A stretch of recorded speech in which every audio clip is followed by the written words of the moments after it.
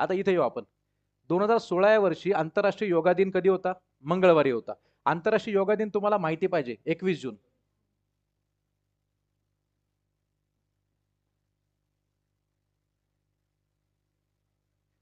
Next, राष्ट्रीय विज्ञान दिन 28 फेब्रुवारी.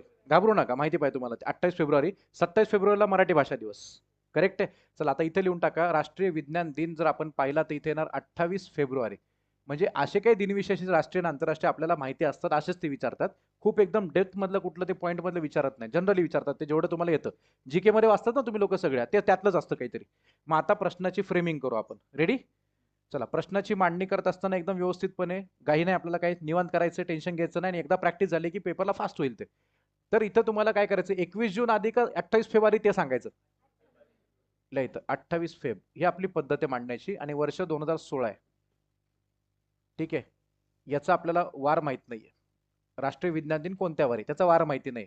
पण मी लिहिताना क्रमाने लिहिलं, आधी फेब्रुवारी येतो, त्याच्यानंतर काय येतो इथला जून महिना येतो. काय तारीख सांगा त्याला? 21 जून. तेच वर्ष 2016, त्याचा वार माहिती पण आपल्याला मंगळवार आहे.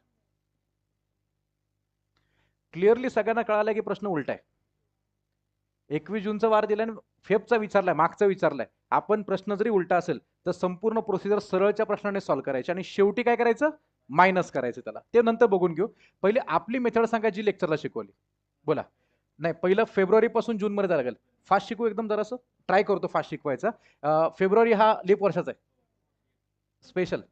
29 तारीख असते. 29 मधून 28 गेला 1. मार्च महिन्याला 3, एप्रिलला 2, त्यानंतर मे महिन्याला 3, जून महिन्याची तारीख.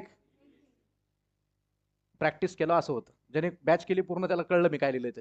बाकीच्या लिहून देतो सगळं ते. बेरीज करा सगळ्यांची.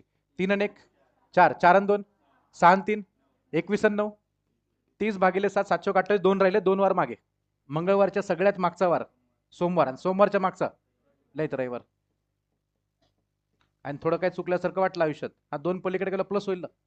रविवार प्लस 2 मंगळवार, ते एकच आहे सगळं. तर रविवार बरोबर आहे.